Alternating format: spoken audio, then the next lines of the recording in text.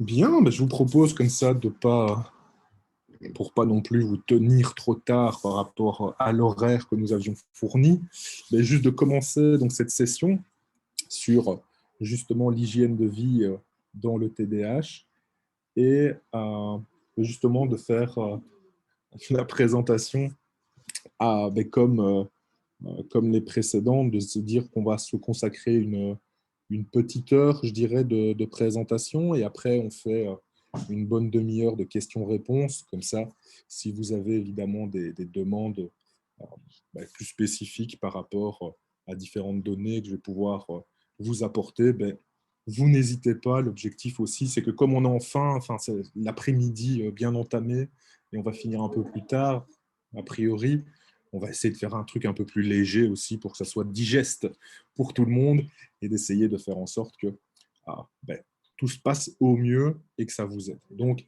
n'hésitez pas évidemment. Alors, vous pouvez soit poser vos questions pendant la conférence, mais sachez que j'y répondrai qu'à la fin, soit évidemment attendre cet aspect à la fin de l'intervention.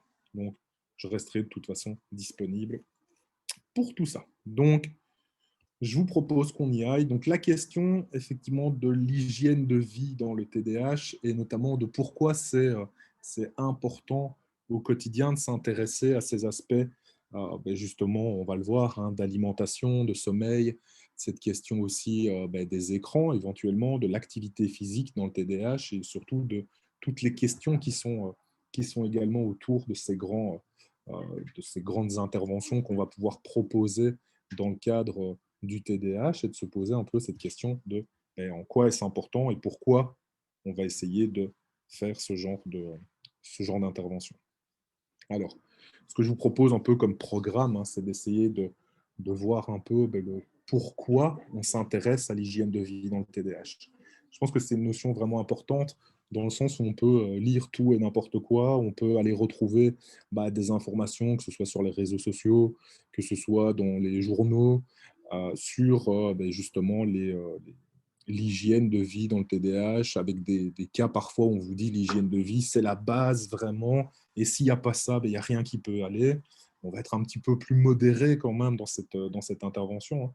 Mais c'est vrai qu'il y a pas mal de questions autour des notions d'hygiène de vie au quotidien. Donc, j'aimerais bien quand même qu'on s'intéresse à ou pourquoi réellement c'est un intérêt fondamental quand même de l'intégrer dans nos interventions et de parler de quatre grands axes, hein. C'est l'alimentation, parce que pour le coup, je pense effectivement qu'on entend beaucoup parler, et donc de voir un petit peu ce qu'il en est aujourd'hui, de ce qu'on peut retirer en tout cas des données de l'alimentation, de l'impact que ça peut avoir effectivement sur la symptomatologie du TDAH, et de voir un petit peu si c'est nécessaire vraiment d'intervenir d'un point de vue alimentaire ou pas. Donc, il y a vraiment encore ces grandes questions pour éviter aussi de tourner un peu toujours en rond sur il faut des régimes drastiques, il faut donner des cures d'oméga 3 absolument, même si le docteur Webel en a parlé un tout petit peu rapidement avant la présentation, mais, de voir un petit peu ces notions-là, de ce qu'on peut retrouver effectivement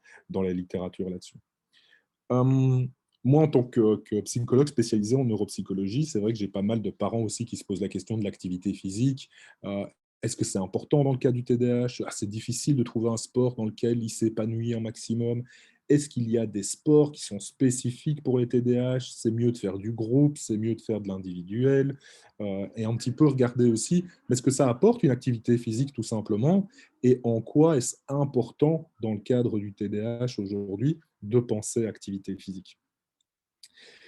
Je prendrai un petit peu de temps, je vais pas en prendre de trop parce que sinon je risque de passer la nuit dessus et c'est peut-être pas l'idéal, mais de parler quand même de la notion des écrans dans le TDAH et notamment de sa gestion parce que au même cadre que l'alimentation, je pense qu'on peut lire tout et n'importe quoi sur l'utilisation des écrans, sur le fait qu'il faut supprimer les écrans, à quel point c'est nocif et ainsi de suite, tout en oubliant aussi que les écrans, ça reste un objet. D'accord? Et donc peut-être qu'il faut regarder la situation de manière un peu plus large, simplement que présence ou non-présence de l'objet, et de regarder la situation globale du patient face à cet écran, et de regarder justement aussi du côté de la gestion de l'écran et comment on va pouvoir faire. Et après, peut-être aussi de retirer certains mythes comme Naomi a pu le faire ce matin autour de justement des impacts des jeux vidéo ou des impacts des écrans sur les capacités attentionnelles, le fait qu'on peut encore lire parfois que regarder trop d'écran crée du TDAH ou dans certains cas, on a pu voir des sorties de type créer de l'autisme virtuel, ce genre de choses.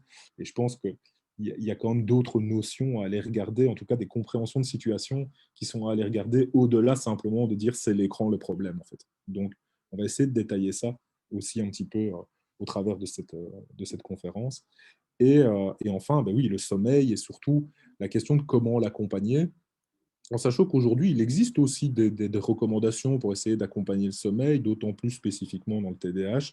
On sait que ça peut être compliqué, et le sommeil a un cycle qui est euh, assez important, parce que si vous ne dormez pas assez, ça crée de la fatigue, et la fatigue augmente l'intensité du symptôme du dysfonctionnement attentionnel. Donc, et au final, plus vous risquez d'être énervé, plus vous êtes agité par fatigue, moins ça va être facile de s'endormir. Et c'est un peu un cercle vicieux quand même à un moment donné dans ce cadre-là. Et donc, il y a aussi des interventions à réfléchir autour du sommeil et de l'importance que le sommeil va avoir aussi dans la gestion de l'intensité des symptômes que le TDAH peut avoir.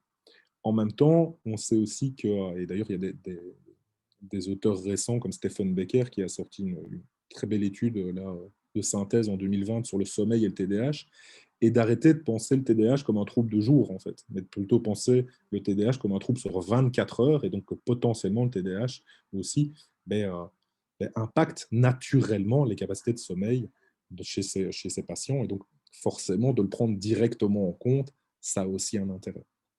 Et donc de faire une petite conclusion par rapport à tout ça. Alors, est-ce que le programme vous va? Ou alors, est-ce qu'il y a des choses déjà que vous ne voulez pas voir pendant entendre parler, d'autres choses que vous voulez approfondir? Donc, évidemment, n'hésitez pas.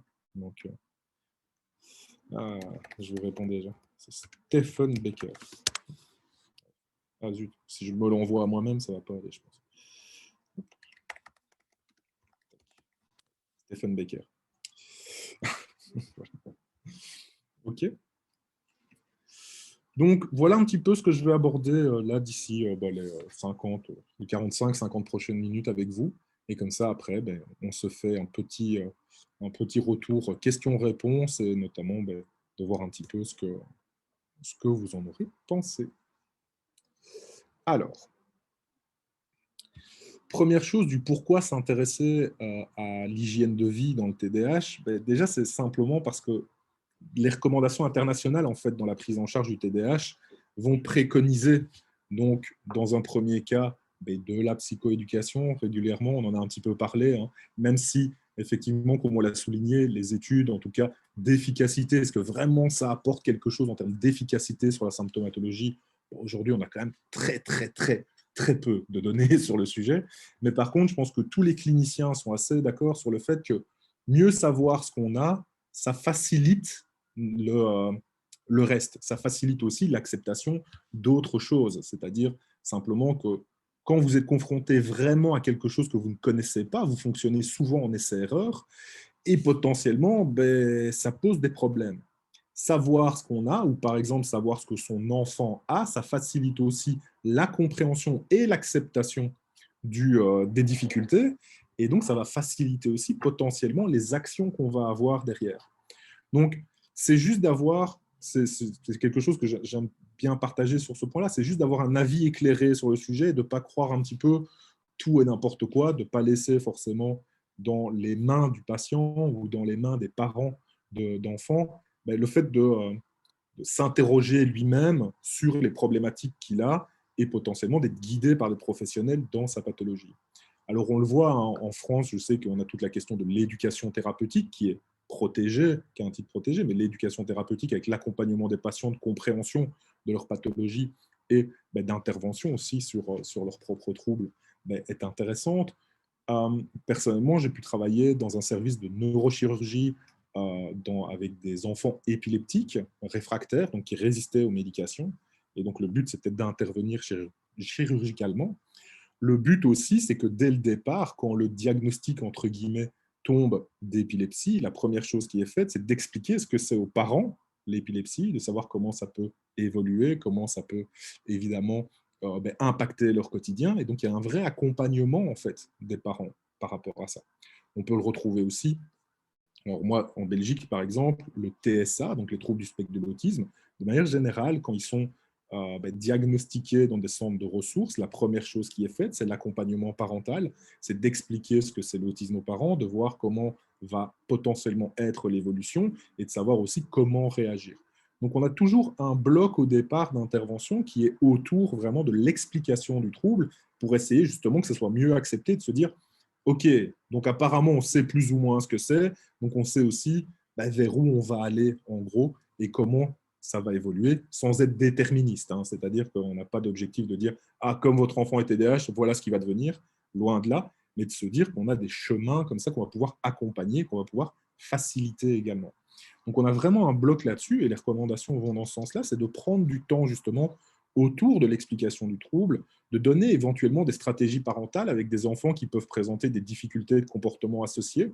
Donc pas des troubles du comportement associé, mais des difficultés de comportement, notamment autour de l'impulsivité, autour de l'hyperactivité éventuellement, d'essayer de gérer cet aspect d'inattention. Le contact avec l'école, le lien direct avec l'école pour faire le même travail, en fait, c'est d'expliquer à l'enseignant ce que c'est le TDAH. Pensez bien qu'un enseignant qui ne sait pas ce que c'est le TDAH, ça veut dire qu'il comprend moins bien son élève, donc potentiellement, ces actes pédagogiques ne sont pas adaptés à cet élève-là. D'accord? Donc, ce n'est pas sa faute avec cette volonté de mal faire, pas du tout, c'est le manque de compréhension qui fait qu'on a des actions qui ne sont pas forcément adaptées à ce type de fonctionnement.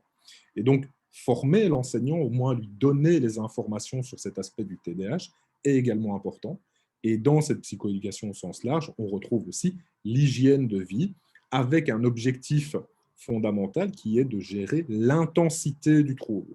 Donc, à aucun moment, je vais vous dire ici qu'on va guérir le TDAH, qu'on va faire en sorte que ça disparaisse du quotidien et que ça va aller parce que vous allez changer l'alimentation de l'enfant, loin de là. Mais potentiellement, ce qu'on va essayer de gérer, c'est éventuellement, dans certains cas, l'intensité du TDAH et donc cette idée de fluctuation qu'on va essayer de minimiser, même si elle sera toujours présente. Donc ça, c'est quelque chose qui est important. Alors derrière, je vous ai mis les autres recommandations. Normalement, une fois qu'on a fait ça, on a les programmes d'entraînement aux habilités parentales en cas de difficulté de troubles comportementaux associés au TDAH. Donc avec cette idée aussi d'abord accompagner les parents avant l'enfant. L'idée aussi de la mise en place de la médication quand on a un retentissement qui est trop important et que les autres recommandations n'ont pas montré assez d'efficacité. La médication est aujourd'hui le seul traitement un petit peu réellement efficace directement, donc on a aussi cette question-là. Et enfin, quand la médication est mise en place et qu'on a stabilisé le fonctionnement de l'enfant, la question de l'addition d'une thérapie complémentaire qui est ciblée sur les retentissements. Donc évidemment, ces stratégies et ces accompagnements ne sont là que pour gérer ces retentissements spécifiques. C'est-à-dire notamment de se dire que vous avez des difficultés chez certains enfants TDAH avec les relations sociales, on va plutôt travailler les habiletés sociales. Mais on sait que tous les enfants TDAH n'ont pas de difficultés sur les relations sociales. Donc ça n'aurait pas de sens d'avoir des recommandations de traitement uniques pour tous les gamins TDAH, loin de là. Ce qu'on va faire, c'est des traitements spécifiques par rapport au retentissement du TDAH. Donc c'est vraiment là-dessus aussi qu'on va travailler, cette idée d'accompagner ces enfants au regard des difficultés qu'ils rencontrent. Donc, avec des enfants qui parfois vont avoir besoin d'aménagement scolaire s'ils ont des difficultés à l'école. Vous avez certains TDAH qui n'ont pas de difficultés à l'école, eux, on ne va pas mettre d'aménagement scolaire. Vous voyez, c'est ça cette idée de travailler sur le retentissement du trouble, bien plus que de travailler sur les causes au final du trouble, où là, c'est plutôt la médication qui va venir gérer ces aspects-là. Donc, déjà, on a ces questions effectivement autour des recommandations internationales et notamment de cet intérêt vis-à-vis de l'hygiène de vie dès le départ. C'est-à-dire que pour éviter l'intensité trop sévère de certains TDAH, on va essayer déjà de canaliser cet aspect-là pour mettre plus facilement en place d'autres choses. D'accord ? On est bien d'accord que même si les recommandations elles sont précises pour le TDAH, on se doute bien que ces recommandations d'hygiène de vie sont bonnes pour tout le monde, donc TDAH ou pas, évidemment. Même si vous n'avez pas de TDAH, manger mal, ne pas dormir, gérer 7 à 8 heures d'écran et de faire aucune activité sportive, ce n'est pas l'idéal. D'accord? Donc, vous voyez, c'est déjà de base, quand on n'a pas de trouble, c'est déjà important. Si vous avez un trouble, l'idée, c'est de gérer cette intensité. Ok, Karine, j'ai bien vu votre question, on en reparlera si vous voulez. Alors, aussi, sachez que, donc, j'en ai déjà parlé, mais cette idée d'activité physique, sommeil, écran, alimentation, hein, donc ça, c'est une question effectivement qui est assez présente aujourd'hui. C'est les 4, en gros, qu'on va essayer de gérer au quotidien avec les patients. Et il faut savoir qu'il y a un lien très fort aussi. C'est le TDAH avec l'activité physique. En moyenne, les TDAH font moins d'activité physique, par exemple, c'est-à-dire moins structurée. Okay, donc, c'est pour ça aussi qu'on a parlé, par exemple, de lien avec l'obésité dans le TDAH. On sait qu'il y a une corrélation entre le TDAH et l'obésité, notamment par impulsivité avec l'alimentation, mais aussi par manque d'activité physique. On voit que les deux sont relativement liés. On sait aussi qu'il y a beaucoup plus de fatigue dans certains cas dans le TDAH qui font exploser l'impulsivité et les problèmes attentionnels qui sont liés aux difficultés de sommeil. Et en même temps, je vous l'ai dit, potentiellement le TDAH, étant un trouble sur 24 heures, il vient troubler naturellement les cycles du sommeil. Donc on voit qu'il y a des liens sur ces aspects-là. On a vu également dans la présentation précédente le fait de cette fragilité attentionnelle, cette fragilité de régulation et d'inhibition qui peut entraîner justement des surconsommations potentielles d'écran. D'accord? Donc on voit que le TDAH peut fragiliser par rapport à la consommation d'écran et donc aggraver la problématique également. Donc on voit aussi que, par exemple, on sait aujourd'hui au travers de différentes études que le TDAH, l'activité physique, ça peut être aussi un problème dans certains cas, parce que par impulsivité, potentiellement, il y a plus de blessures, parce qu'on fait moins attention à sa santé physique de manière générale.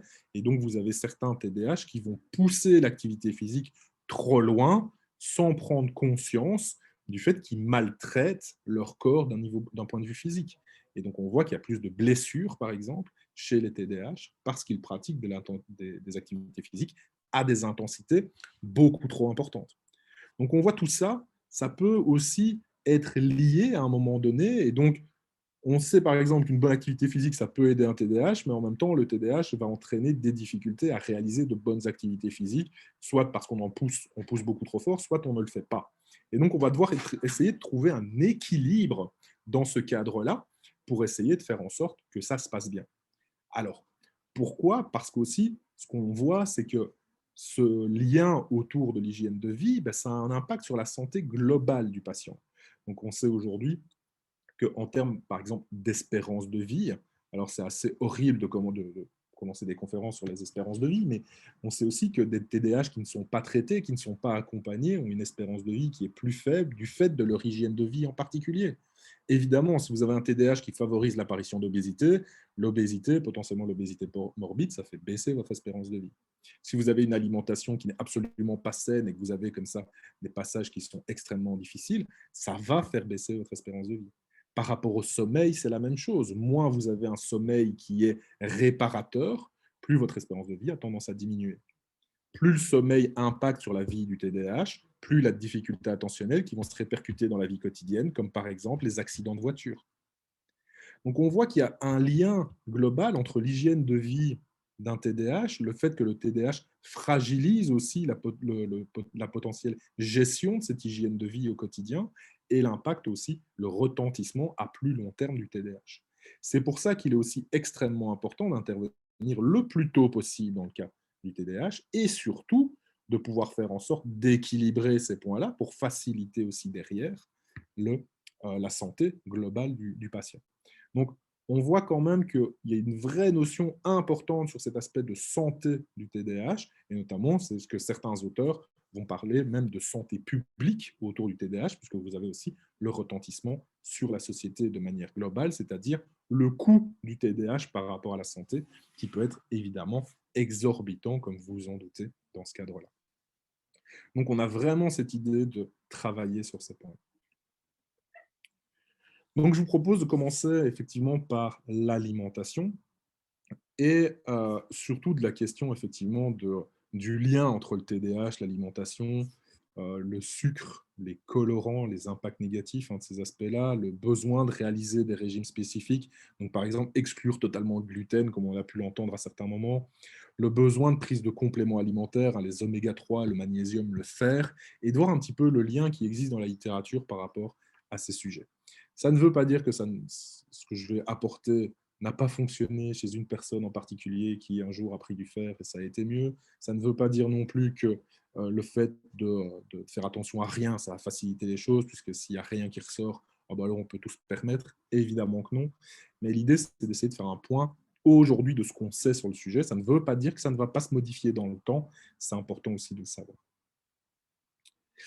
Alors, globalement, il faut savoir qu'on a quand même pas mal de données sur la notion de l'alimentaire, des aliments, de la consommation. Malheureusement, la plupart des études sur le sujet, elles sont euh, il y a beaucoup de biais méthodologiques, notamment souvent parce qu'il n'y a pas de groupe contrôle où on fait attention à où il n'y a pas de changement d'alimentation, ou au contraire, il y a le même changement d'alimentation, mais au final, on n'a pas contrôlé au départ les difficultés présentes chez les différents groupes. Et donc, souvent, les résultats sont extrêmement variables d'une étude à l'autre. C'est pour ça qu'on a plutôt tendance à les regarder dans les méta-analyses, de voir un peu elles qui font la synthèse de ces résultats, de voir un peu ce qu'il en est globalement.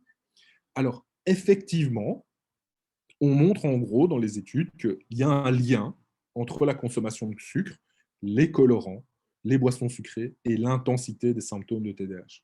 Par contre, ce qui est important quand même de montrer, c'est que ce lien, il existe aussi chez les personnes qui ne présentent pas de TDAH. Bon, globalement, c'est quoi? C'est si vous buvez 4 Red Bull et que vous mangez 1 kilo de bonbons, TDAH ou pas, potentiellement, vous risquez d'avoir quelques problématiques. Donc, c'est clair que on va avoir quelque chose autour de la consommation intense, d'accord? C'est-à-dire que plus vous consommez des sucres, des colorants, des boissons sucrées, bah, plus il y a de difficultés en fait attentionnelles, potentiellement d'hyperactivité, d'impulsivité. Ces symptômes en fait augmentent, que vous soyez TDAH ou pas, d'accord? Donc en fait, l'idée c'est que le lien il n'est pas fait avec le TDAH, le lien il est fait avec tout le monde. Et donc dans le cas du TDAH, si vous partez avec un niveau d'attention qui est déjà plus bas, bah oui, accentuer cette difficulté, ça ne fait que continuer à augmenter le problème, d'accord? Donc oui, c'est vrai qu'une diminution de ces aliments, ça peut aider certains patients, d'accord? Et particulièrement les plus sensibles au sucre, d'accord? Mais par contre, faites attention quand même à ne pas supprimer déjà de base le sucre, les colorants et ainsi de suite de tous les enfants qui ont un TDAH ou pas, parce que potentiellement ça ne changera rien, d'accord? À part le fait que le pauvre, il ne pourra plus manger de bonbons, d'accord? Ce serait quand même un peu dommage. Je pense que quand on a un enfant, manger des bonbons, c'est pas la folie. Encore une fois, c'est une mesure, ok? Il faut être mesuré là-dedans. Par contre, si déjà de base, vous avez un TDAH ou pas, et vous avez une sensibilité au sucre, ben oui, forcément, son effet va être plus important, d'accord? Donc ça, c'est vraiment la question qui est souvent derrière, en fait. C'est de se dire que si on fait un lien entre une pathologie et le sucre, alors bah, on va retirer. Mais la question, elle n'est pas là. C'est surtout aussi de voir s'il n'y a pas des facteurs intermédiaires. Et ici, notamment, c'est la sensibilité à cet aliment. Et ça, c'est vraiment important. Et aujourd'hui, malheureusement, cette sensibilité aux aliments, elle est extrêmement difficile à analyser. Donc, vous n'aurez pas une prise de sang qui va faire le truc, un dosage, comme on peut voir, avec des dosages de neurotransmetteurs dans les urines, ou ce genre de choses. Aujourd'hui, ces données-là, elles sont pas pertinentes dans le cadre du TDAH, d'accord? Mais par contre, on peut imaginer, certains auteurs ont imaginé, certains chercheurs l'ont fait, de penser à des régimes spécifiques pour essayer de voir, d'exclure les sensibilités et de voir un peu ce qu'il en était qu'on va réintroduire petit à petit les aliments et de voir comment ça se passe dans le cadre du TDAH. Alors, pour ça, en fait, actuellement, il y a pas mal de recherches qui sont basées notamment sur ce qu'on appelle les régimes oligo-antigéniques. Alors, c'est un mot barbare, vraiment, pour simplement dire que le régime, ça consiste en quoi? En fait, la recherche, elle est basée sur, alors vous voyez peut-être sur le graphique qui est ici, ce qu'on va faire, c'est on analyse au départ les symptômes des patients, donc en rouge, le pré-diète comme ici. Donc vous voyez, ça c'est des symptômes d'inattention, d'hyperactivité, d'impulsivité. Et ce qu'on fait, c'est qu'on met en place le régime sur 4 semaines, d'accord? Et ça consiste en quoi? Si on supprime de l'alimentation les principaux aliments allergènes. Donc souvent, effectivement, les noisettes, les œufs, les noix, les arachides, le lait de vache, et ainsi de suite. On essaye de retirer ça de l'alimentation avec un régime spécifique. D'accord ? On retire également ce qui peut exacerber les réactions allergiques. C'est-à-dire que si vous êtes allergique à un aliment et que vous consommez en plus pas mal d'épices, d'alcool et ainsi de suite, bon, normalement, chez les enfants, ça n'arrive pas de consommer beaucoup d'alcool. Normalement, j'ai bien.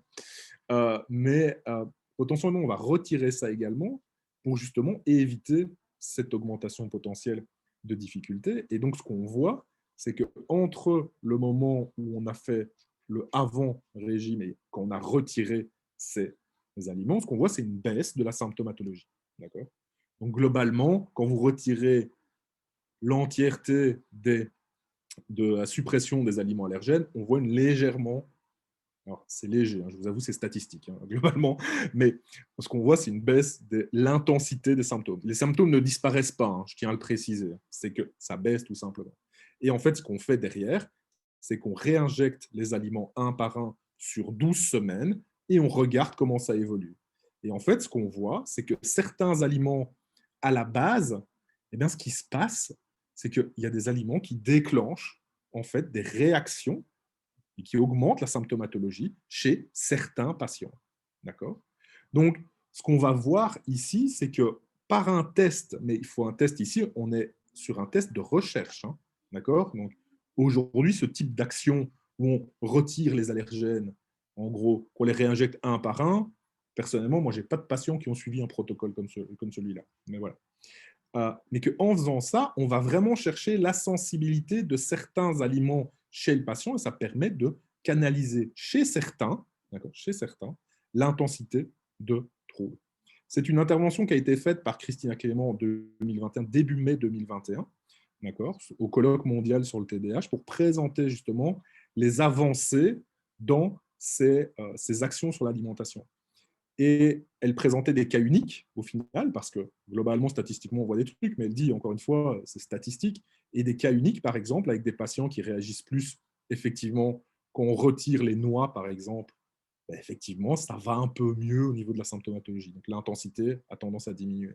Chez d'autres, c'est le paprika, par exemple, avec, par exemple, des patients des enfants qui présentent une grande consommation de chips au paprika, tout simplement. Et quand on extrait ces aspects-là, on va voir que l'intensité diminue. Ça ne guérit pas, encore une fois, le TDAH, ça ne supprime pas les symptômes, c'est juste que ça permet de modérer l'intensité. D'accord ? Et donc là, on est quand même sur un protocole de recherche en alimentation qui permet de mettre en évidence des liens chez des patients individuellement par rapport à leur sensibilité propre à des aliments. Donc il ne sert à rien, et c'est ça aussi le but de cette étude, c'est de dire aussi, ça ne sert à rien de mettre ce type de régime en place chez tous les patients. Ça n'aurait pas de sens de le faire comme ça, parce que la majorité des patients n'ont pas de sensibilité à l'alimentation. Après, on a entendu beaucoup de choses ces dernières années sur les oméga-3, sur les compléments en fer et ainsi de suite. Et c'est clair que les études, ce qu'elles montrent, c'est qu'il y a des résultats extrêmement hétérogènes. D'accord ? Donc, la plupart des études, vous voyez des résultats, et il y en a aussi beaucoup à côté qui montrent qu'il n'y a rien du tout. Donc, c'est assez particulier. Et ce qu'on retrouve en fait dans les grandes conclusions des méta-analyses, c'est quoi ? C'est qu'il y a des variabilités importantes dans le TDAH, des niveaux de fer, de magnésium et ainsi de suite. Et en fait, le truc, c'est que on ne sait pas l'attribuer si c'est au TDAH ou pas. C'est-à-dire qu'on retrouve des patients TDAH avec des niveaux de fer très élevés ou très bas, on trouve des patients TDAH avec des niveaux de magnésium très faibles ou très hauts, et en fait, on ne sait pas si c'est lié au TDAH ou pas. Et donc, oui, on trouve quelquefois des particularités chez des patients, mais en fait, on ne sait pas faire le lien avec la pathologie en tant que telle. Donc, est-ce que c'est vraiment lié à ça ? Aujourd'hui, les études, elles ne permettent pas vraiment ce genre de choses. Ce qu'on va retrouver, c'est que là, le truc qui ressort le plus, effectivement, c'est les oméga-3, mais comme on l'a vu, effectivement, la taille d'effet est extrêmement faible, en fait, chez ces patients. D'accord ? Donc, il est possible, éventuellement, sur avis médical, de mettre des suppléments, mais c'est toujours des suppléments, c'est-à-dire que l'oméga-3 ne va pas gérer le TDAH. C'est un supplément de tout ce qui a été fait pour espérer une taille d'effet, une amélioration qui est relativement faible dans le cas du TDAH. Donc, attention aussi à ces aspects de n'achetez pas des pots entiers de compléments alimentaires juste parce que vous avez lu un article sur le fait que les oméga-3 c'était bon pour pour le TDAH. De un, c'est relativement bon pour tout le monde, de manière générale, les oméga-3. Ok. Mais faites attention aussi que ce n'est pas directement, en tout cas on ne le sait pas encore aujourd'hui précisément, ce n'est pas directement lié au TDAH d'avoir ces aspects de dérèglement potentiel qui n'engendrent quand même que peu d'effets au final. Donc, aujourd'hui, l'alimentation, on en parle énormément, on a l'impression que c'est une catastrophe du fin 20e, début 21e siècle sur l'agroalimentaire. Et oui, il y a des difficultés, oui, il y a des choses qui sont folles, mais attention à ne pas tout relier et surtout pas baser toutes les actions de prise en charge du TDAH sur cette notion de la gestion alimentaire. Oui, c'est possible de le faire. Dans le cas de sensibilité chez certains patients, on peut avoir des interventions qui permettent de majorer légèrement l'intensité de certains symptômes. Par contre, il faut vraiment faire attention à cet aspect-là, mais et peut-être de regarder justement, peut-être répondre déjà à Karine sur cet aspect-là, c'est que l'impulsivité, par contre, on a pas mal d'études sur la question du lien impulsivité et notamment des désordres alimentaires, de l'entraînement, justement, des surconsommations qui peuvent poser des problèmes et notamment cet aspect d'obésité qui peut apparaître. On doit faire attention chez tous les enfants et chez tous les adultes, évidemment. L'impulsivité qui a été mise en lien notamment avec les désordres alimentaires, boulimie et le lien à l'obésité. Alors, pour le coup, on a des études qui montrent que cette prévalence est plus forte chez les filles que chez les garçons, et notamment à l'adolescence, de vraiment faire attention aux désordres alimentaires et justement à l'impulsivité qui est liée au TDAH. Donc, on voit qu'il faut quand même faire attention à ces points-là, et c'est sans doute ça qui est le plus important, d'accord, pour éviter d'avoir des retentissements long terme, c'est-à-dire vraiment cette surconsommation, l'obésité et tous les problèmes, notamment le lien potentiel avec les problèmes cardiovasculaires qui peuvent s'en suivre, de faire vraiment attention à ces points-là dans le cadre du TDAH. Le savoir, en fait, à l'enfance, c'est justement, ça permet d'anticiper et de gérer ces aspects-là, d'intervenir plus tôt si jamais il y a une difficulté. D'accord? Donc, l'impulsivité, aujourd'hui, c'est clairement, à mon sens en tout cas, le symptôme qui est le plus retentissant dans le TDAH. C'est celui qui va poser le plus de problèmes. L'incapacité de s'empêcher à faire des choses, c'est relativement problématique au quotidien et ça peut toucher tous les aspects de la vie du patient. Et donc, le savoir, c'est de faire attention à ces aspects-là. Donc, dans l'alimentation, la première chose à laquelle on fait attention, c'est l'impulsivité et notamment les surconsommations que ça peut entraîner. Ensuite, ça va être évidemment cet aspect de lien, évidemment, avec des sensibilités éventuellement alimentaires et des interventions potentielles que les recherches aujourd'hui essayent de mettre en évidence. Donc, il faut être en plus extrêmement prudent parce que, comme je vous l'ai dit, les études au niveau alimentaire et le TDAH, elles souffrent vraiment de pas mal de biais aussi. Et donc, il faut vraiment faire gaffe aux résultats qu'on a aujourd'hui sur cet aspect-là. Alors, au niveau de l'activité physique, c'est intéressant de voir quand même qu'on a énormément d'études sur le lien d'activité physique dans le TDAH. Il faut savoir que ces 20 dernières années ont été très prolifiques sur les effets de l'activité physique et surtout sur l'intensité des symptômes qui en découlent. Notamment aussi au travers de l'activité physique et du lien avec les fonctions exécutives, le fait que ça développe certaines fonctions exécutives. Et donc, comme on le sait, les fonctions exécutives et notamment l'inhibition est assez problématique dans le TDAH, on est bien d'accord sur le sujet. Et donc, l'idée, c'est que le lien entre ces points-là est assez intéressant à aller investiguer. Alors, qu'est-ce que ça nous raconte un peu cette idée de l'activité physique? Alors, c'est que évidemment, les demandes cognitives qui sont en lien avec l'activité physique, ça entraîne des bénéfices au niveau des fonctions exécutives, c'est ce que la plupart des études montrent, TDAH ou pas, d'accord? Et notamment plus spécifiquement sur la flexibilité et la mémoire de travail, mais pas sur l'inhibition en particulier. Donc déjà, il faut faire attention aussi sur quelles fonctions exécutives on va travailler dans le cadre du TDAH si on met en place une activité physique. Par contre, c'est clair que à peu près tous les thérapeutes aujourd'hui sont bien clairs sur le fait que l'activité physique, c'est recommandé comme moyen additionnel, moyen thérapeutique additionnel, au point qu'on peut prescrire des activités physiques dans le cas d'un enfant qui n'aurait aucune activité physique, de demander vraiment une intervention spécifique dans ce cadre-là et de se dire, allez, mettez ça en place, et notamment en termes d'effets derrière, de se dire que c'est potentiellement aussi efficace que d'autres interventions thérapeutiques. Donc, entre une activité physique d'1 heure et une intervention, par exemple, d'1 heure chez un professionnel des fois, il faut se poser la question de savoir si 1 heure de sport, ce n'est pas mieux qu'1 heure d'intervention. Encore une fois, les objectifs ne sont pas les mêmes, mais ça se réfléchit lors du plan thérapeutique. Alors, il y a une grande question, c'est que, oui, mais quel sport je fais faire à mon enfant quand il a un TDAH? Parce que ça, c'est un truc, moi, je l'ai beaucoup entendu. Là, sachez en fait qu'il n'y a pas d'activité spécifique à privilégier. Il n'y a pas de sport spécifique à privilégier. Par contre, ce qu'on sait, c'est que globalement, il faut essayer d'échanger avec son enfant. Il faut essayer de questionner son enfant, il faut essayer de voir un peu ses intérêts, il faut voir aussi l'environnement dans lequel il va le prendre le plus de plaisir et dans lequel il va pouvoir s'engager réellement. Plus il va s'engager, on a vu les mécanismes de la motivation notamment, hein, plus il va pouvoir s'engager dans quelque chose, plus il y a de chances qu'il prenne de plaisir et donc potentiellement qu'il fasse l'activité de manière adaptée. D'accord? Donc, oui, je vais dire à tous les parents que je rencontre, faites attention, ils risquent de changer de sport très fréquemment, parce qu'en fait, ce qu'il va faire, c'est tester beaucoup d'activités physiques jusqu'au moment où il va en trouver une, il va s'engager pleinement dedans. Donc oui, il y aura potentiellement plus de variabilité d'activités sportives, ça, je veux bien l'entendre, mais le but, c'est que ça ne sert à rien de se dire, par exemple, que on va mettre un enfant au yoga parce que le yoga, ça a montré des effets assez intéressants au niveau attentionnel, si l'enfant n'a pas envie de faire de yoga. D'accord? En fait, il y a même des études sur le sujet qui montrent que dans les sports les moins actifs d'un point de vue physique, le décrochage de l'activité sportive est plus important dans le cadre du TDAH.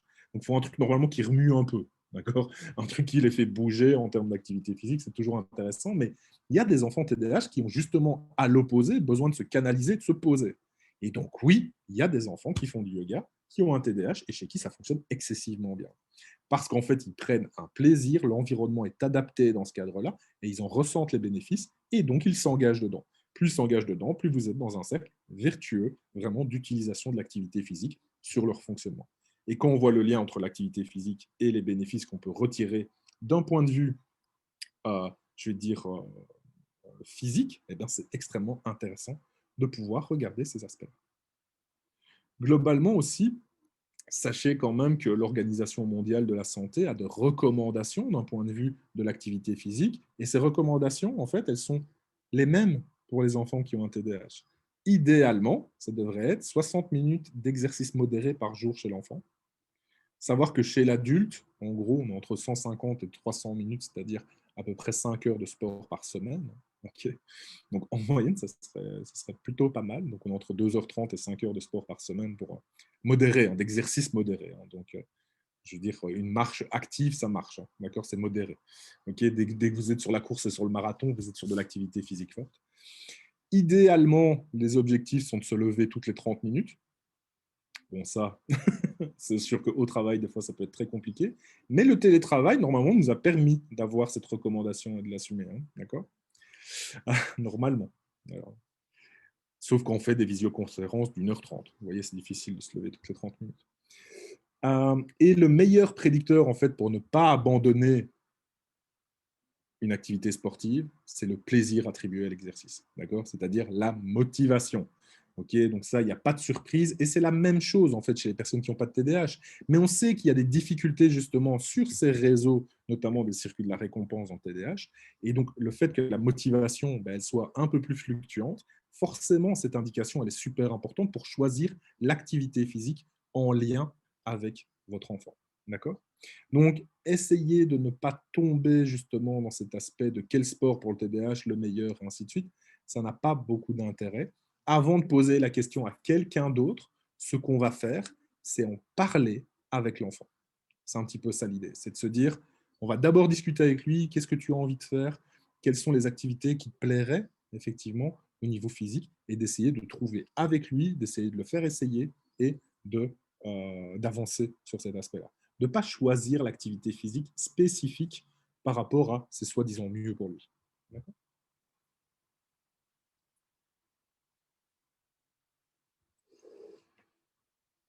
Euh, je vais aborder la difficile discussion autour des écrans, parce que c'est toujours un truc un peu particulier. Hein.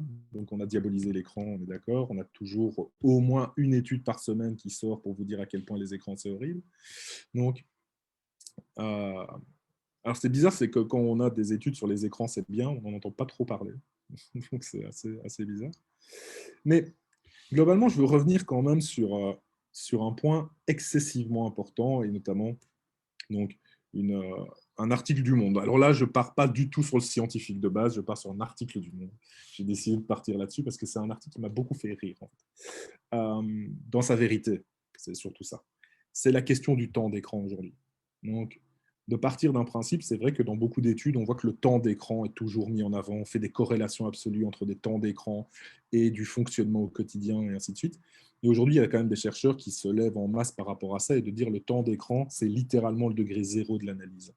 Alors pourquoi? Et pourquoi ça m'a fait rire, c'est juste l'utilisation de cette petite phrase, parce que je suis très humour très premier degré, c'est l'idée de, vous ne pouvez pas comparer en fait 14 heures par jour à regarder des vidéos de pandas qui pètent par rapport à quelqu'un qui fait 14 heures de recherche sur Wikipédia à chercher des informations utiles. Ce n'est pas comparable. C'est-à-dire que la variable temps entre ces deux personnes ne peut pas être utilisée. Ce n'est pas possible. Et de dire, vous voyez, le temps d'écran, ça a des impacts au niveau de la cognition, ça n'a pas de sens, en fait, parce qu'il y a des variables confondues, et notamment une des variables qui est confondue, c'est le contenu et l'utilisation que vous faites des écrans. D'accord? Par exemple, j'ai vu cette semaine, il y a une étude qui est sortie, encore une fois, sur le fait que si vous mettez la télévision à table pendant que vous mangez, le développement du QI verbal des enfants, mais il a tendance à moins bien se développer que des enfants qui ne regardent pas la télé. Globalement, il n'y a qu'une chose qui varie, c'est que, en gros, vous ne parlez pas à votre enfant quand l'écran est allumé. Donc le problème, l'écran entraîne le fait que vous ne parlez pas, mais le problème, c'est l'interaction. Ce n'est pas le problème qui est un écran, d'accord? Donc, si vous retirez l'écran dans ces familles, est-ce qu'ils vont plus se parler? La question, elle est là. Et ça, aujourd'hui, on n'en sait rien, en fait. Je veux dire, dans des familles où, effectivement, on utilise peut-être des moyens de compensation, des moyens de contournement pour ne pas avoir d'échange et pas d'interaction, est-ce que vous êtes sûr qu'en retirant cet aspect-là, l'interaction va naturellement se créer? Donc, vous ne parlez pas à vos enfants pendant qu'on mange. Donc, le QI verbal a tendance à moins se développer par manque d'interaction langagière, tout simplement. Hein, d'accord? Et vous dites, ah ben, c'est l'écran le problème. Mais c'est peut-être pas l'écran le problème. C'est-à-dire que si l'écran est allumé et que vous avez des interactions langagières sur ce qui se passe, des échanges vifs que vous avez tendance à expliquer, à stimuler d'un point de vue langagier, je serais quand même curieux de voir le résultat de cette étude-là. D'accord? Sauf qu'aujourd'hui, on n'a pas ces résultats-là. On a tendance à dire, ah ben regardez, il y a une corrélation. Mais en fait, on a des corrélations entre un objet et ce qu'il crée. Et en fait, on a tendance à, je veux dire, catégoriser l'objet comme étant l'erreur, mais ce n'est pas l'objet qui est l'erreur, c'est la situation créée qui est problématique. Et même si vous retirez l'objet, mais que la situation reste la même, vous aurez sans doute les mêmes résultats. D'accord? Retirez l'écran, s'il n'y a pas plus d'interaction verbale, l'augmentation de ce quotient verbal, potentiellement, il ne va pas être fantastique. Hein. D'accord? Donc, c'est quelque chose, on retrouve plein d'études sur le fait du développement du langage chez l'enfant en lien avec la quantité d'écran présent. Et oui, parce qu'en fait, la quantité d'écran présent, ce qu'elle fait, en fait, c'est diminuer l'interaction verbale. C'est l'interaction verbale, en fait, la problématique. Donc, si vous allez dans des familles et que vous dites, ah, vous avez supprimé les écrans, si vous ne précisez pas derrière, on va retirer les écrans, mais donc il faut échanger avec son enfant, donc il faut parler, il faut avoir de l'interaction, vous ne changerez rien, en fait. Ils vont juste trouver autre chose que les écrans pour ne pas être en échange avec leur enfant. Donc, vous ne changez pas la situation qui pose problème. D'accord? Donc, en fait, ce qu'on a, c'est de la compréhension, c'est un manque de compréhension, c'est une accusation de l'objet, alors que l'objet lui-même, il ne crée de problème que par l'utilisation qu'on en fait. D'accord? Et donc, il faut un petit peu essayer de faire en sorte de faire comprendre aux familles, c'est ce qu'on appelle la coéducation, hein, notamment, avec cette idée de gestion d'écran, parce qu'évidemment, un enfant qui regarde 6-7 heures d'écran par jour, oui, c'est juste pas normal, mais il faut se poser d'autres questions, c'est-à-dire, en gros, l'enfant qui regarde 6-7 heures d'écran par jour, est-ce vraiment l'écran le problème? Ou c'est la situation dans laquelle on le met, c'est-à-dire une famille qui laisse son enfant 6-7 heures d'écran par jour? Et en plus, l'autre question, c'est de se dire qu'il n'est pas passé de 0 à 6 heures du jour au lendemain. Il y a eu une forme quand même de gradation à un moment donné. Donc, il y a une compréhension d'un système, parce que là, on n'est pas en train de dire que la faute, c'est la faute des parents, d'accord? C'est un système dans lequel ça s'est posé. Okay, mais accuser l'écran, c'est comme si on revient 20 ou 30 ans en arrière, et là je suis optimiste, hein, parce que je sais que c'est encore le cas aujourd'hui, ce ne serait que d'accuser les parents et de dire: «Ah, vous voyez, ces parents, ils ne savent pas éduquer leur enfant, donc ils délèguent à la télévision». D'accord? Ça serait la même chose. En fait, on fait la même chose, mais en déplaçant, en disant: «Ah, c'est pas la faute des parents, c'est la faute des écrans». Non, en fait, c'est un système complet, on doit comprendre le système, on doit travailler dessus tous ensemble pour essayer justement de modérer les choses et d'utiliser ce qu'on a à bon escient. Pour vous donner, par exemple, aussi une donnée qui est quand même, à mon sens, assez intéressante, c'est que pendant longtemps, on a pensé que les écrans, d'ailleurs, pouvaient, et notamment la télévision, pouvaient créer des troubles de l'attention, d'accord? C'est-à-dire une surexposition à la télévision pouvait créer des troubles de l'attention. En gros, on a eu des hypothèses comme celle-là. Il y a une super étude en 2010, pour le coup, qui montrait que, en gros, pour avoir un TDAH à l'âge de 16 ans, sur base des écrans, il faut être exposé entre 1 et 3 ans à 7 heures d'écran par jour.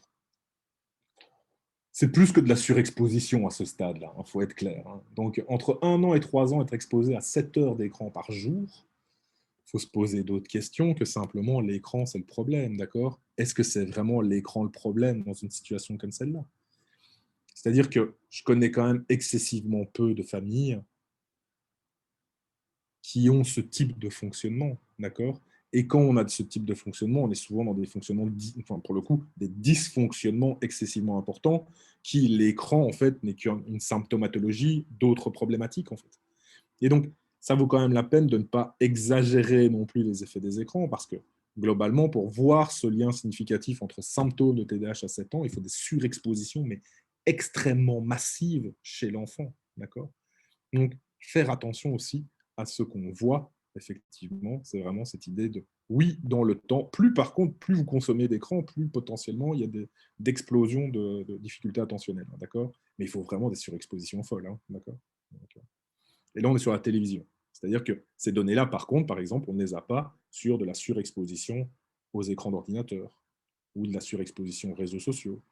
Parce que là, on a mis un peu tout dans le même paquet en se disant la télévision, les ordinateurs, les réseaux sociaux, le téléphone portable et ainsi de suite, ce sont des écrans. On analyse ça. On verra ce que ça donne. À mon sens, il y a quand même deux, trois petites différences entre consommer, encore une fois, 7 heures de réseaux sociaux par jour et 7 heures de télévision par jour. Ce pas du tout les mêmes interactions, par exemple. Donc, et ces études qui différencient ces points-là, aujourd'hui, elles sont relativement rares. Et une des rares, pour le coup, c'est sur l'exposition à la télévision. Regarder la télévision. Et ben, la télévision, il faut vraiment des surexpositions folles pour commencer à penser TDAH. D'accord. Aujourd'hui, en gros, alors en 2018, Bayens et ses collaborateurs, en fait, ce qu'ils ont pu essayer de faire, c'est justement d'étudier le lien qui existe entre l'utilisation des écrans au sens large, d'accord, et les comportements en lien avec le TDAH sur les 40 dernières années, et de voir un peu ce qu'il en sort, en fait, globalement. Il faut savoir que les données, globalement, qu'on a aujourd'hui, enfin, en tout cas en 2018, hein, forcément, ça a évolué depuis, mais la relation, en fait, elle est relativement faible, hein, entre les médias de toutes sortes, d'accord, et les comportements liés au TDAH. Ok. Et c'est surtout que ce sont les différences individuelles avant même les consommations d'écran qui modèrent cette relation. On en parlait ce matin avec Naomi sur la question de l'agressivité. Notamment, ce n'est pas le fait de jouer à GTA qui rend agressif. C'est que potentiellement, les enfants qui ont déjà des tempéraments un peu plus agressifs risquent de se tourner vers des jeux vidéo qui sont eux-mêmes un peu plus agressifs. Et donc, potentiellement, ça entraîne les choses. Donc, on a des modérations aussi autour du fonctionnement de l'enfant à la base. Donc, évidemment, si vous avez des problématiques à la base, ben oui, ça peut entraîner des consommations différentes. Ça, c'est sûr. D'accord.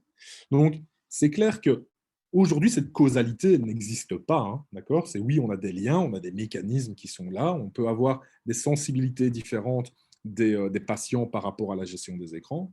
Oui, ça, c'est une réalité. D'accord. Mais par contre, on ne fait pas de causalité. L'écran problème au TDAH. Hein. Ça, aujourd'hui, on ne peut pas vraiment le poser. D'accord. Potentiellement, peut-être qu'on le posera dans 5 ans, j'en sais rien, sur l'utilisation et sur de nouvelles utilisations des écrans. Je pense que ben voilà, on va potentiellement avoir aussi des données de cette dernière année avec le confinement et autres, je ne sais pas, on verra dans le temps. Mais aujourd'hui, ne faisons pas de raccourcis trop forts, justement, dans les données qu'on a. Et enfin, donc pour finir, je voulais vous parler un petit peu de sommeil, comme ça vous pouvez préparer doucement vos questions pour la suite et qu'on puisse échanger un petit peu sur ces notions d'hygiène de vie. Mais c'est vrai que les résultats sur le sommeil, notamment, ben, c'est clair qu'on met en lien des difficultés de sommeil et du TDAH. Ça peut, ben, justement, le TDAH peut entraîner des problématiques du sommeil. On a remarqué aussi que le TDAH peut être aussi avec des comorbidités liées aux troubles du sommeil, d'accord. Et forcément, ces deux-là, ils se renforcent ultra bien. C'est-à-dire que, comme je vous l'ai dit, si vous êtes TDAH, que vous dormez mal, potentiellement, vous êtes plus fatigué. Le fait d'être plus fatigué aussi, ben, ça baisse vos capacités de régulation et donc, notamment, vous risquez d'être plus inattentif, plus impulsif, potentiellement à réguler moins vos gestes, et ainsi de suite. TDAH ou pas, on le voit en fait. Hein. Si on est fatigué, notre niveau de concentration il est beaucoup plus faible. Ça, c'est naturel. D'accord. Donc, on voit encore une fois que dans le cadre d'un TDAH, si vous rajoutez la fatigue en plus, ça peut exacerber des difficultés. Alors, il y a deux grosses méta-analyses qui ont été faites aussi bien chez les enfants que chez les adultes et qui mettaient vraiment en évidence les difficultés. Hein. Donc, on va retrouver potentiellement des difficultés de réveil, de la somnolence diurne, des réveils pendant la nuit qui sont plus fréquents, de l'endormissement difficile, potentiellement des apnées du sommeil et chez les enfants TDAH.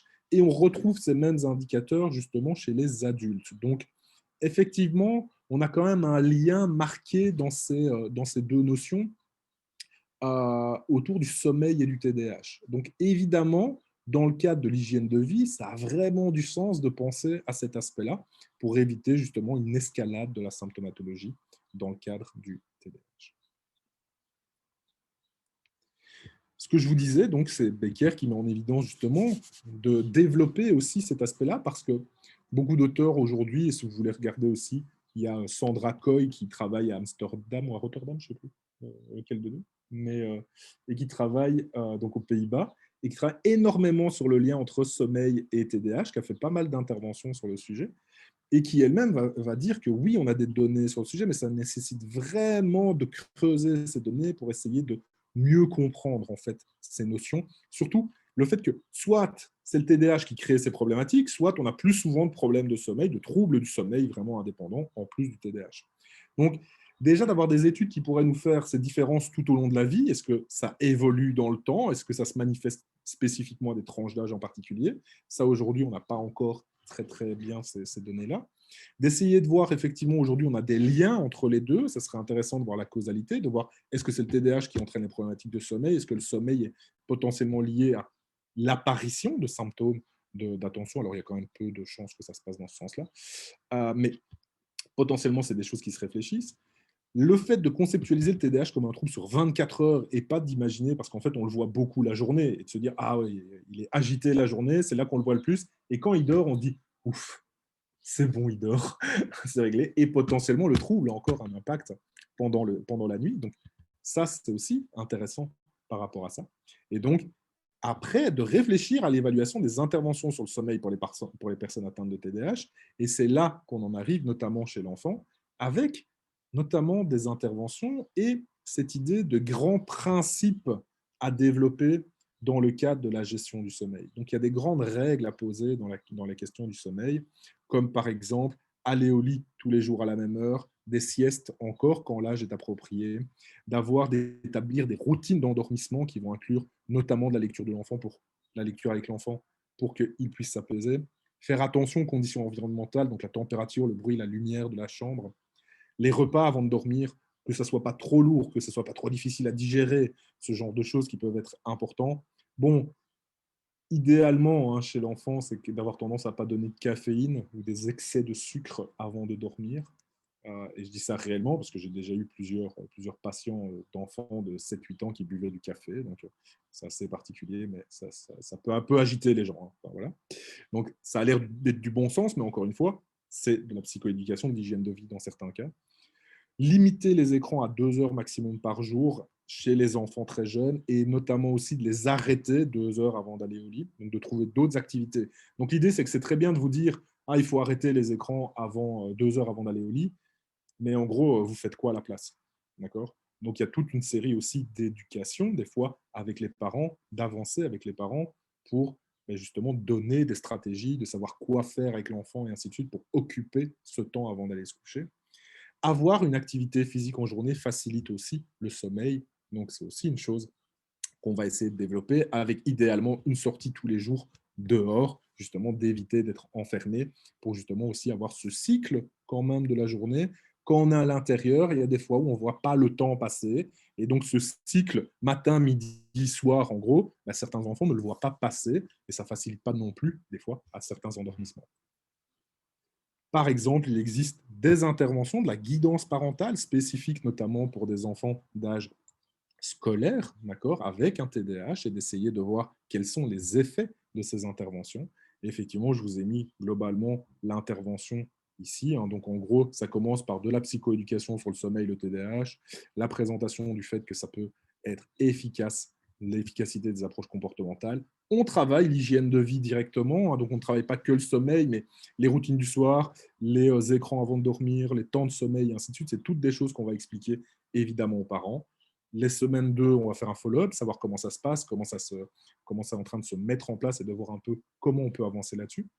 Semaine 3, on va travailler sur l'hygiène alimentaire, notamment la caféine, les épices, les aliments trop riches, et notamment digestion avant l'endormissement. Le contrôle des stimuli de l'environnement de l'enfant, comme je vous en ai parlé, hein, donc la température, le bruit, les lumières, et ainsi de suite. On refait une semaine de follow-up, et après, on a des stratégies plus larges d'intervention, notamment sur les comportements en lien avec le TDAH et des difficultés par rapport à ça. D'accord ? Donc, on voit qu'il existe aujourd'hui des essais d'intervention par rapport à ça, et globalement, c'est assez intéressant parce que les effets sont à la fois et sur l'enfant, mais également sur les parents, c'est-à-dire qu'on va voir que les parents, quand on met ça en place et que la routine de sommeil est en train de s'installer, globalement, les parents sont moins anxieux, potentiellement leur niveau de stress diminue, d'accord. Bon, il n'y a pas d'action sur la dépression parentale, ça, il y a d'autres interventions à avoir là-dessus, mais globalement, déjà, de baisser leur stress et de baisser leur anxiété par rapport à cette phase qui peut être très compliquée pour certains parents. Il y a des parents qui anticipent de manière assez catastrophique l'heure du sommeil de leur enfant, ce qui ne facilite pas la mise au lit. Et donc, d'avoir tout ce travail de comprendre comment ça se passe, de gérer l'environnement, de bien saisir aussi les notions à mettre en place au niveau alimentaire, des écrans et ainsi de suite, sur justement le sommeil, va faciliter petit à petit l'endormissement de l'enfant. Donc, c'est vraiment un accompagnement aujourd'hui parental par rapport à ces aspects de sommeil, quand on n'est pas dans un trouble du sommeil, évidemment, mais dans un accompagnement de la mise au lit, un accompagnement de cette phase, justement, qui peut être problématique dans le cadre du TDAH. Donc, on voit à quel point ça peut être aussi indispensable d'intervenir là-dessus, toujours en accompagnant les parents pour le coup. Et donc, en conclusion, ce que je voulais vous dire par rapport à tout ça, hein, c'est que l'hygiène de vie, ça fait vraiment partie de la première recommandation de prise en charge du TDAH. Vous n'avez pas d'option, en fait. C'est-à-dire que si les parents, en fait, et même les patients ne comprennent pas ce que c'est le TDAH et ne sont pas en capacité d'avoir une vie, alors, je ne dis pas de moine, hein, on fait bien attention par rapport à ça, hein, mais d'avoir une vie quand même à minima contrôlée et à un minima mais correct, c'est beaucoup plus difficile de gérer l'intensité du trouble. D'accord ? Donc, évidemment que ces interventions de base, elles sont bonnes pour tout le monde, ok. Mais dans le TDAH, où on va fluctuer comme ça, l'objectif, c'est aussi d'essayer de stabiliser cette intervention le mieux possible. D'accord ? Donc, de manière générale, pour l'alimentation, c'est l'alimentation la plus saine possible qui est recommandée. Il n'y a pas spécialement de régime spécifique aujourd'hui qui peut montrer une efficacité 100% dans le TDAH. Donc, vous avez beau exclure tout ce que vous voulez, potentiellement, vous n'aurez pas d'effet. On n'en sait rien, en fait.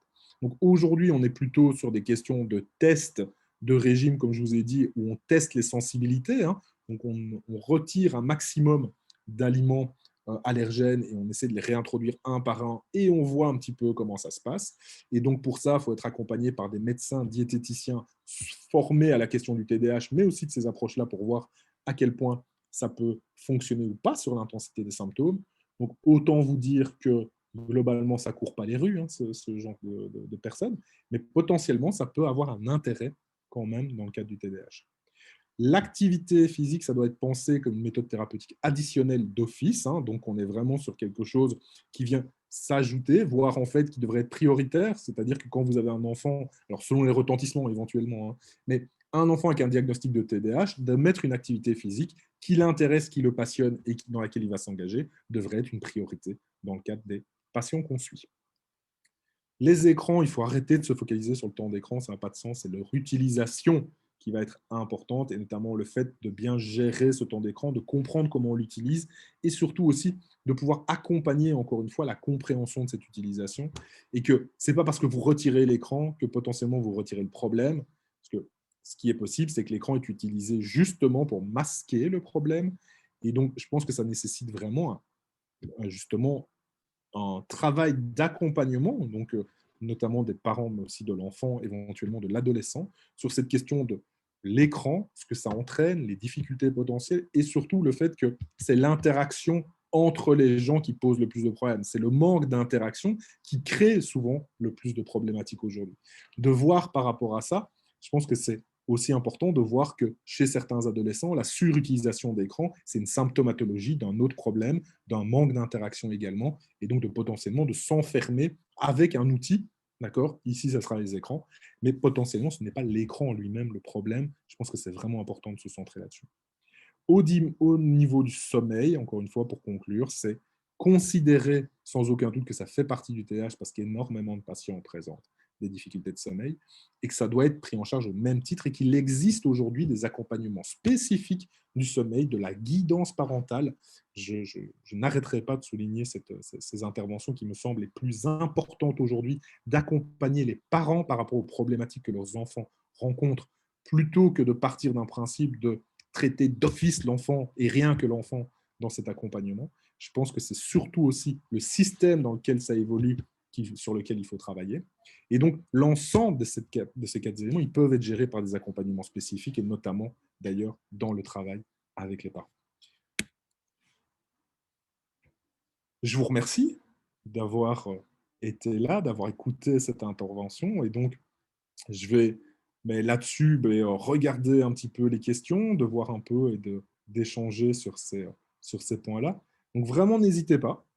Je reste dispo. On peut se prendre justement cette petite 25 minutes, une demi-heure d'intervention, questions-réponses. Donc, n'hésitez pas, évidemment.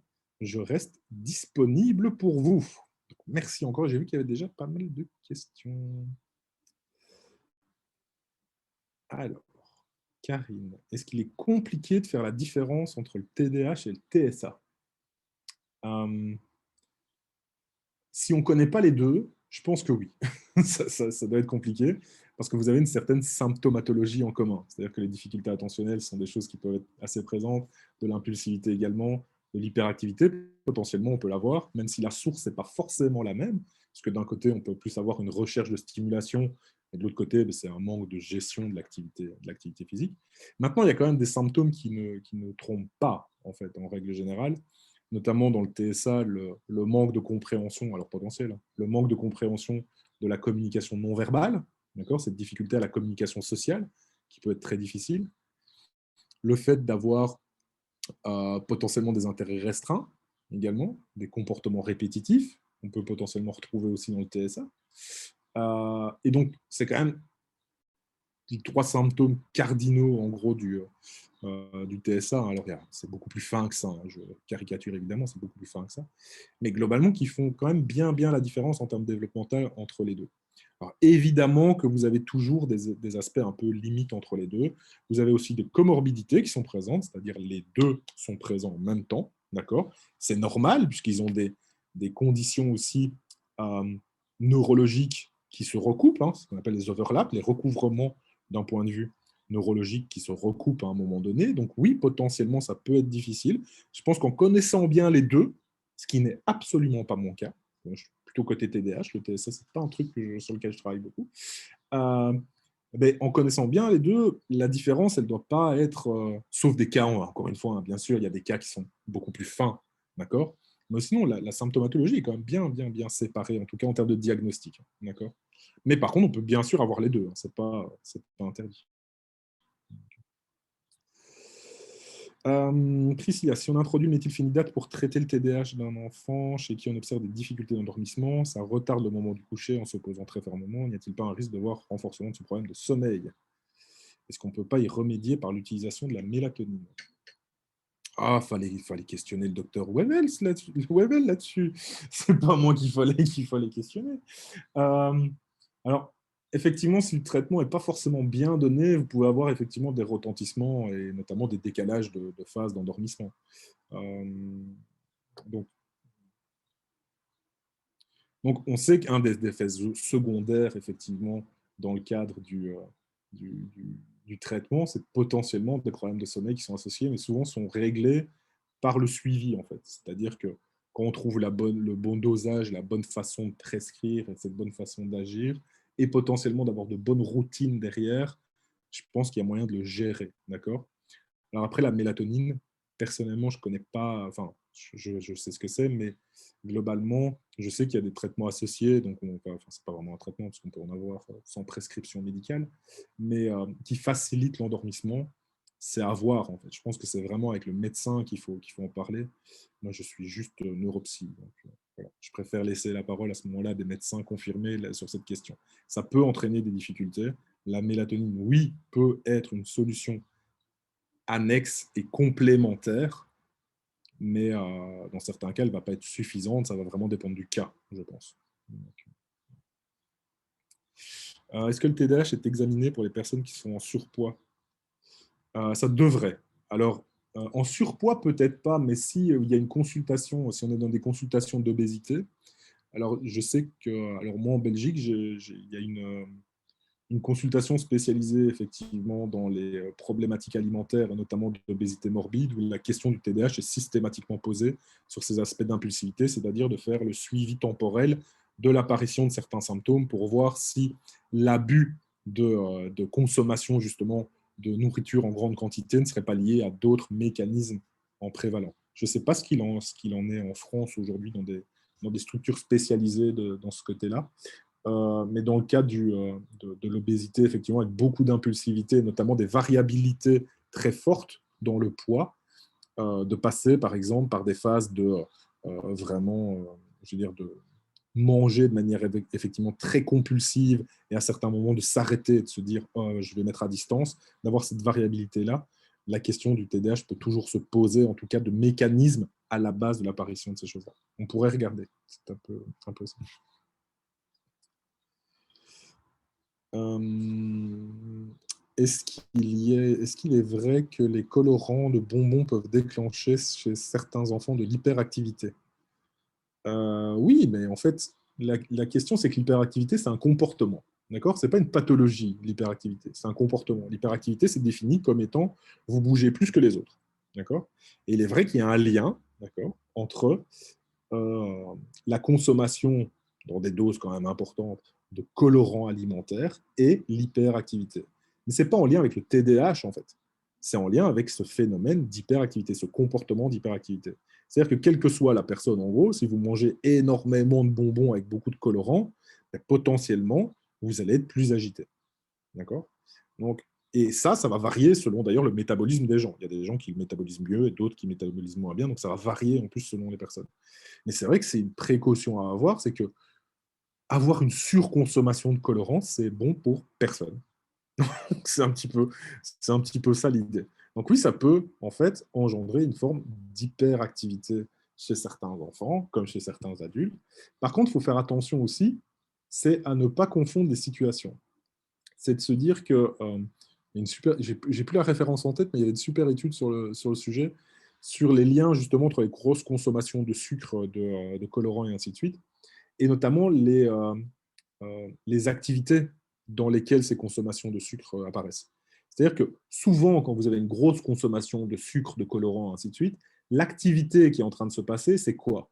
C'est souvent un anniversaire, c'est souvent une activité au niveau émotionnel qui est extrêmement stimulante. C'est rare d'avoir un gamin en fait qui s'assied au milieu de sa cuisine et qui s'enfile naturellement des kilos de bonbons. Ça existe, hein, j'entends bien, mais globalement, il faut faire attention à ne pas confondre l'activité, la situation dans laquelle l'enfant est, et qui souvent est une situation d'ailleurs qui est excessivement excitante et qui est souvent d'ailleurs d'un point de vue du stimuli émotionnel très forte, d'accord, notamment les anniversaires par exemple, ou les plaines de jeux, ou ce genre de choses, d'accord, et la consommation. Le problème, c'est que souvent, elles sont associées au même moment.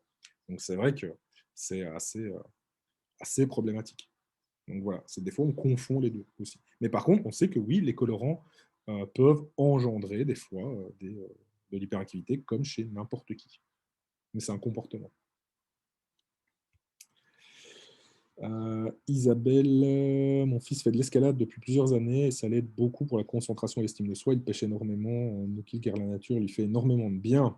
Oui, sinon musculation, carado et soigne son image. Ben voilà, donc ça veut dire qu'il a trouvé sa passion et que ça fonctionne relativement bien pour lui. Et pourtant, on sait qu'il y a des ados TDAH qui vont détester l'escalade et ce genre de choses.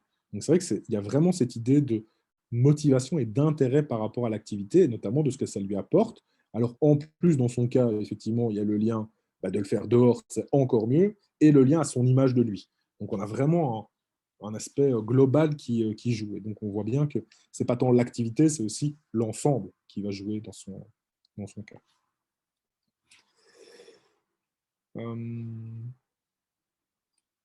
Donc, mon fils est sous mélatonine en préparation magistrale depuis plusieurs années. Ça a vraiment réglé ses problèmes de sommeil. Il n'y a pas de problème d'accoutumance. Non, la mélatonine, vous ne risquez pas d'être accro. Il n'y a aucune chance sur le sujet. Ne vous inquiétez pas. C'est une hormone naturelle qu'on sécrète. Donc, vous inquiétez pas, il n'y a pas de risque là-dessus. C'est vrai. Alors, Marine, quelle solution existe-t-il pour aider à la gestion de l'impact du bruit? C'est une des principales difficultés que je rencontre, que ce soit au travail, dans la vie quotidienne. C'est un impact très important sur et à cause de mon TDA. Okay. Existe-t-il des coques anti-bruit qui isolent suffisamment quand le besoin s'en fait sentir? Oui, s'il y a vraiment une hypersensibilité par rapport à enfin, une hypersensorialité plutôt, pas sensibilité, sensorialité, je m'excuse du terme, par rapport au bruit. De un, quand même, déjà, aller voir si ce n'est pas un problème médical. D'accord. Donc, n'hésitez pas non plus à aller voir éventuellement un ORL qui peut regarder par rapport à ça. Donc, ça, il y a ces questions-là, effectivement. Et effectivement, le bruit intense, long et répété peut vraiment entraîner de la fatigue et effectivement accentuer des symptômes de TDA. Donc, ça, je peux vraiment comprendre ce lien-là qui apparaît. Alors, est-ce qu'il existe des coques anti-bruit? Les coques anti-bruit, soit vous passez au casque de chantier, mais des vrais casques de chantier, hein, pas ceux qu'on trouve dans les magasins et les supermarchés, d'accord, un vrai casque de chantier. Là, a priori, ça isole vraiment, vraiment, vraiment bien, hein, d'accord, parce que l'objectif, quand même, c'est d'éviter quand il y a des travaux, vraiment des trucs de fou, de ne pas se faire éclater les tympans. Sinon, il existe effectivement toute une série de casques, type casque, je vais dire, pour la musique et ainsi de suite, avec des systèmes anti-bruit. Le problème des systèmes anti-bruit intégrés, c'est que ça marche très bien contre les sons continus. D'accord? En gros, si vous avez des variabilités, si vous avez quelqu'un, en gros, qui vient parler à côté de vous, ce n'est pas un bruit continu, donc vous risquez quand même de l'entendre. Mais par exemple, si vous montez dans un avion et que vous mettez votre casque, les moteurs de l'avion, il y a des casques aujourd'hui qui empêchent vraiment d'entendre les moteurs de l'avion parce que c'est un bruit continu. D'accord? Donc ça, il faut se renseigner sur cet aspect-là. Mais sinon, je dirais, vraiment, casque de chantier, c'est le truc qui marche sans doute vraiment, vraiment le mieux. Et sinon, c'est des casques un peu plus modernes. Mais après, le prix est proportionnel au fait que le système anti-bruit fonctionne mieux. Donc, voilà. Donc ça existe, bien sûr.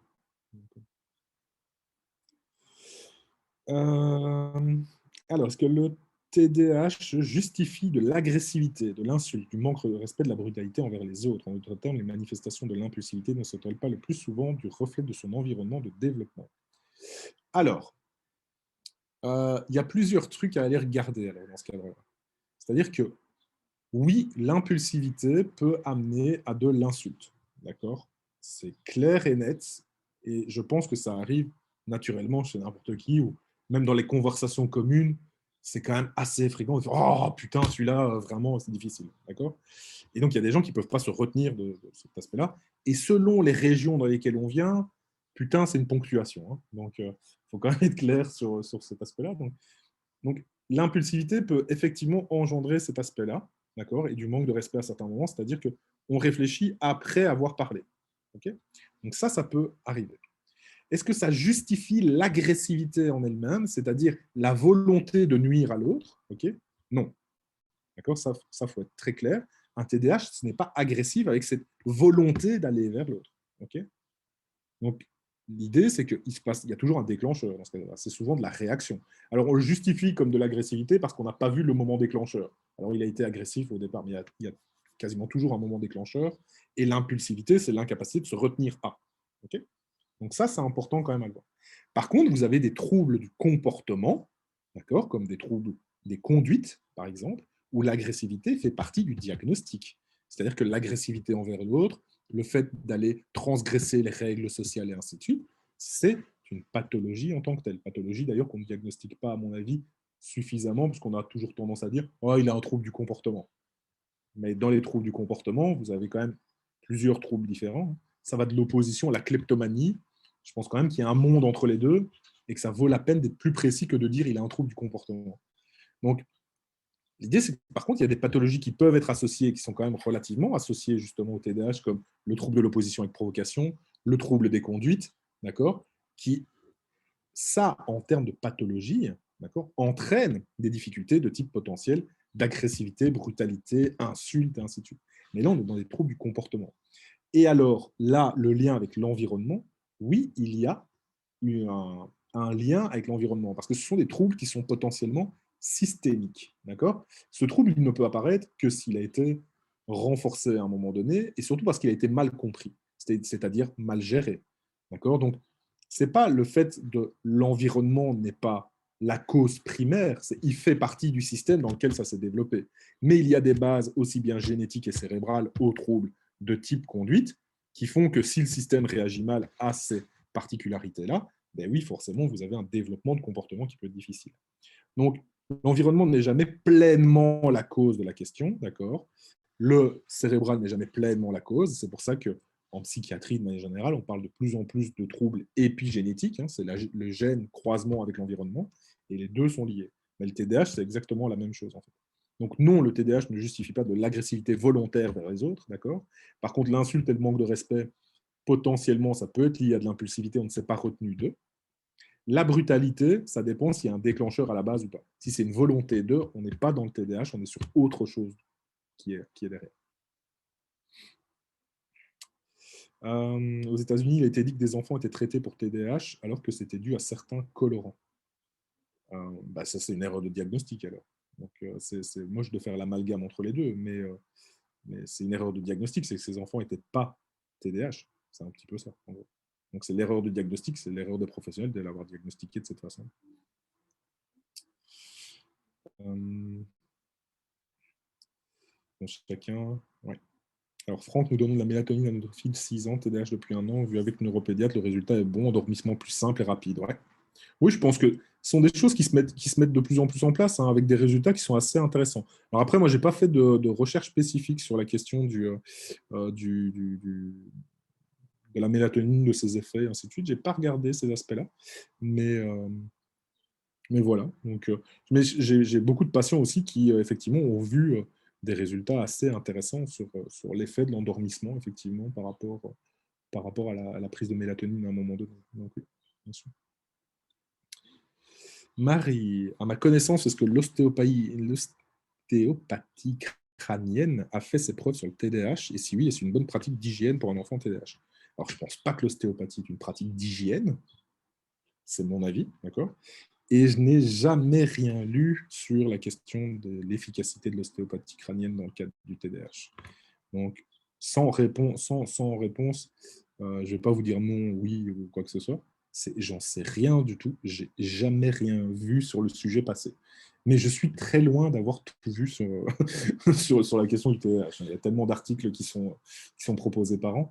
Maintenant, je pense quand même que si ça a vraiment une efficacité, globalement, on en aurait entendu parler. D'accord ? Donc, je pense encore une fois que ça peut peut-être être utile euh, chez certains patients, éventuellement, quand on a essayé tout ce qui a montré de l'efficacité et que ça ne marche pas quand même, et qu'on se dit, bah, on passe à autre chose et on teste ce genre d'intervention. Donc, ouais, et après, ça peut être une approche peut-être complémentaire, Marie, mais sans doute pas primaire, en tout cas. Si ça avait été une intervention primaire qui avait fait ses preuves, bah, globalement, je pense qu'on aurait des données qui sont quand même relativement plus fréquentes. Et ça, aujourd'hui, je pense que je les aurais vues. D'accord ? Donc, et encore une fois, avec l'idée que je suis très loin d'avoir tout lu sur le sujet. Hein, vraiment. Mais voilà. Donc voilà. Soit pas d'agressivité volontaire, mais de l'opposition systématique et conflictuelle, Christophe. Oui, mais donc ça, euh, on est plutôt dans un trouble de l'opposition avec provocation. C'est que le trouble de l'opposition avec provocation, il faut savoir que c'est présent à peu près, hein, d'accord, chez un enfant TDAH sur deux. Hein, d'accord. En gros, en termes de prévalence, on est entre 45 et 65% des enfants TDAH qui ont un trouble de l'opposition associé à leur TDAH. Okay. Donc, il y a vraiment une problématique comportementale pour le coup. Donc, on peut avoir cet aspect-là. Donc, ce n'est pas de l'agressivité volontaire, on est d'accord, mais on a de l'opposition systématique. Et par manque de compréhension de cette opposition, parfois, on a des pratiques qui ne sont pas les bonnes et qui renforcent ce système-là. Donc, voilà. Donc, c'est assez classique hein, de trouver cette opposition. Et c'est pour ça que je notais que dans les recommandations internationales, je vais revenir dessus. Tac, tac, tac, tac, tac, tac, tac, tac. Hop. Hop. Vous avez notamment la prise en charge des parents directs d'enfants TDAH qui présentent des troubles de l'opposition et des troubles des conduites, parce qu'en fait, ce qu'on fait, c'est qu'on forme les parents à mieux comprendre leur enfant pour essayer de gérer justement ces situations problématiques de problèmes comportementaux qui sont régulièrement associés dans le cadre du TDAH. Dans ma famille, après avoir mis une bonne hygiène de vie en place, cela ne suffisait pas, exactement. Et donc, le pédiatre a prescrit de la mélatonine en plus. Ouais, donc ça, c'est vrai, effectivement. Bien sûr. Céline, est-ce que les jeux vidéo peuvent amplifier le TDAH?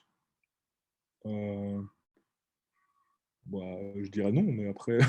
Alors, le jeu vidéo, ça ne va pas amplifier la pathologie, ça peut amplifier éventuellement, si c'est excessivement mal géré et surtout mal compris, l'intensité de certains symptômes. Ça, évidemment, ça peut arriver. Ce n'est pas la majorité des cas, clairement. Donc, le jeu vidéo en lui-même, je dirais non, la situation globale qui... Il n'y a pas de lien en fait direct entre jeux vidéo et accentuation des difficultés, enfin, et accentuation du TDAH en lui-même.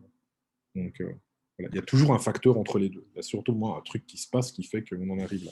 Mais le jeu vidéo ne peut pas être mis en cause directement. Comme les écrans ne sont pas mis en cause directement. Il y a toujours un truc entre les deux.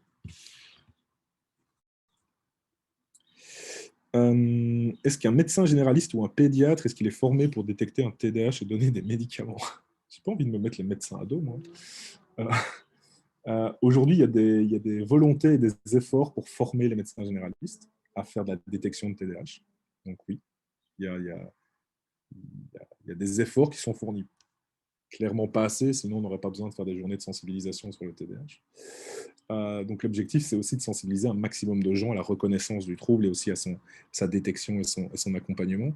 Je pense que les pédiatres sont un petit peu mieux formés sur le sujet, mais je ne pense pas, encore une fois, que ce soit de manière suffisante à l'échelle de la présence du TDAH dans la population. Mais je pense en fait que globalement, il n'y a pas il y a pas assez de professionnels formés tout court en fait. C'est pas la question de médecins généralistes, de pédiatres, mais il faut savoir que même les pédopsychiatres ou même les neuropédiatres ne sont pas assez formés aujourd'hui à cette question-là. Vous en avez, et je ne fais pas une généralité parce que vous en avez qui sont exceptionnels. Et en fait, c'est pas qu'ils sont exceptionnels, c'est qu'ils font leur métier, quoi. C'est qu'ils sont capables de diagnostiquer convenablement, ils sont capables d'évaluer, ils sont capables de regarder, d'accompagner des patients. Et vous en avez encore une trop grande quantité, d'accord, qui aujourd'hui euh, euh, n'ont pas ces compétences-là. Donc oui, mais par contre, je pense effectivement que ça avance. Donc ça avancera jamais assez vite. Je dis toujours ça. Et souvent, quand on a un public de TDAH, ça avance jamais assez vite.